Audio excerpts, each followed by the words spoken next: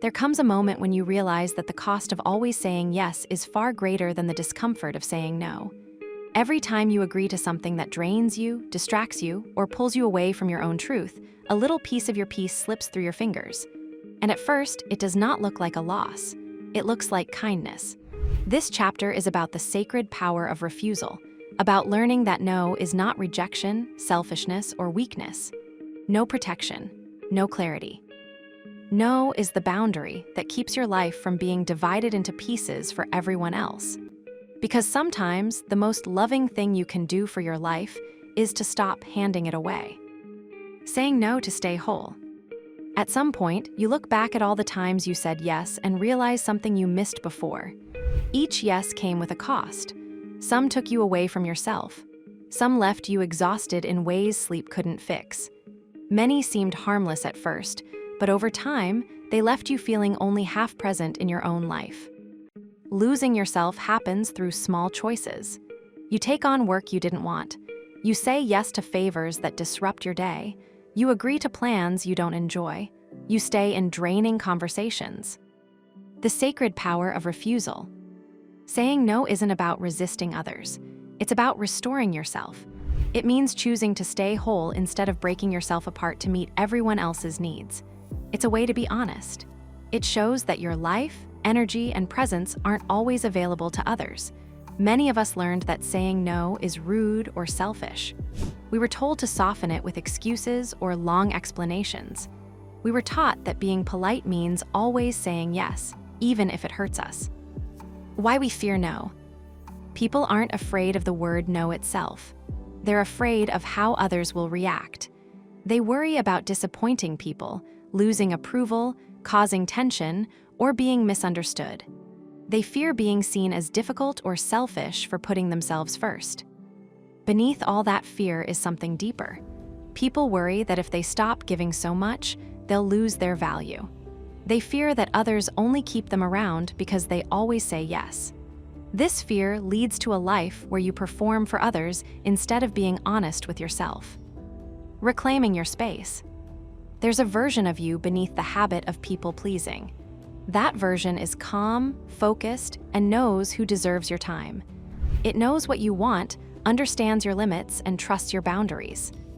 Saying no helps you reconnect with that true version of yourself. Each time you say no, you take back space, time, energy, and your ability to choose. You regain your balance and peace. No becomes the way back to who you are. The freedom of not justifying yourself. You don't owe anyone a list of reasons when something doesn't feel right.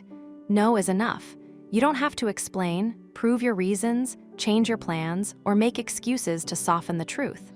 When you stop explaining yourself, you step into a new kind of power. You stop treating your life like a negotiation.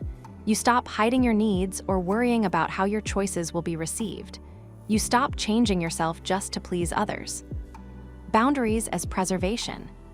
A boundary isn't a punishment or rejection. It's not about keeping distance for no reason. It's about protecting your energy, time, priorities, and well-being. Boundaries help you stay whole and healthy. They keep you grounded and true to yourself.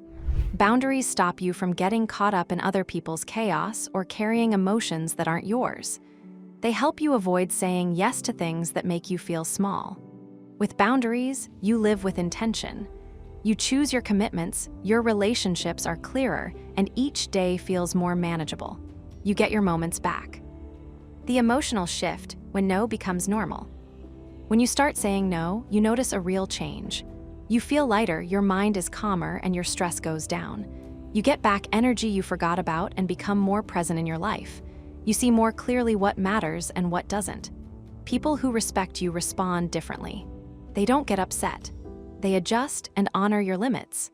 They talk to you with clearer expectations and value your presence because they know it's not guaranteed. The change is simple. You're no longer available to be drained. You stop keeping relationships alive out of guilt or feeling pressured to be the dependable one when others aren't there for you. Choosing truth over expectation. A lot of the pressures you feel were never really yours. They came from families who expected you to be strong, workplaces that wanted you to do more than your job, friends who leaned on you emotionally, partners who wanted you to ignore your own needs, and beliefs that said sacrifice equals love. Saying no breaks down those old expectations. You begin to choose honesty over performance. You respect your limits, speak your needs without guilt, and turn down invitations that don't fit your life. Expectations trap you, but truth sets you free. No as a return to self. People often see no as turning away from others, but it's also a way to return to yourself. It brings you back to your center, helps you listen to your intuition, and makes you check in with yourself before making decisions. The more you practice, the easier it gets. Saying no stops feeling like rebellion and starts to feel peaceful. You stop fearing losing people, disappointing them, or being misunderstood. You realize the only thing you were losing was yourself. Daily struggles. That reveal the need for boundaries. Most people don't notice they need boundaries until life gives them hints. At first, these struggles are subtle, but they become harder to ignore over time. You feel resentful after saying yes to something you didn't want to do. You ignore messages or calls when you feel overwhelmed. You feel guilty whenever you try to take time for yourself. You come up with reasons to soften the blow before saying no to someone. You agree to things just to avoid conflict, even if it means losing your peace of mind. You end up tired from taking on responsibilities that aren't really yours. You notice yourself pretending instead of being honest about how you feel. These patterns aren't just part of your personality, they're habits you've picked up to cope. Learning to say no is the first step to changing them. When was the moment you realized that saying yes was costing you more than it was giving you? Drop it in the comments. Your story might be the reminder someone else needs to start choosing themselves, set their first real boundary, and finally protect their peace without guilt. Strategies for saying no without losing yourself. It takes practice to get comfortable saying no. At first, it feels awkward because you're used to pleasing others. But over time, saying no can help you heal. 1. Start small. Start by saying no in situations that aren't high pressure. Turn down a small favor, skip an invitation, or take a moment before you agree to something. 2. Use clear language. Keep your answers short and honest. This helps you save your energy. Examples: I can't commit to that. That doesn't work for me. 3. Listen to your body. If something makes you feel tense, tired, or weighed down, take it as a sign. Often, your body picks up on things before your mind does. 4. Release the guilt. You don't have to manage how others react. If someone is disappointed, it doesn't mean you did something wrong.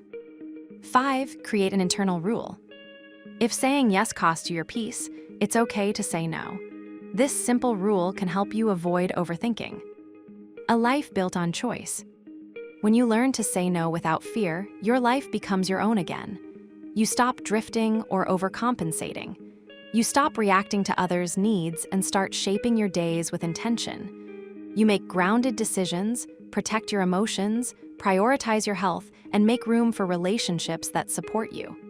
Your life is built on choice, not pressure. That kind of life is sustainable. You can grow, breathe, trust yourself, listen to your intuition, and stay whole.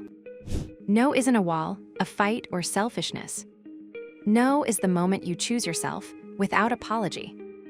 And when you choose yourself, you become whole again. Remember this: you don't lose yourself because you're weak. You lose yourself every time you say yes to what drains you and no to what keeps you whole. You don't need to prove your worth by giving more, stretching further, or carrying what isn't yours. You need the courage to protect your energy, honor your limits, and choose what truly aligns with you. When you do, your peace returns, your clarity sharpens, and your life starts to feel like your own again.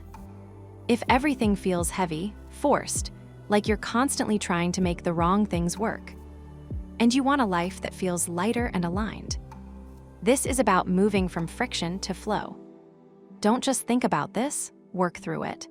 This video is inspired by the core ideas from my book, When the Problems Just Disappear: How to Stop Struggling and Find Freedom in a Life That Fits. You'll find it linked in the description. You'll get 30% of the entire book series for free in one PDF download. Thanks for watching. I'll see you in the next one, and don't forget to subscribe.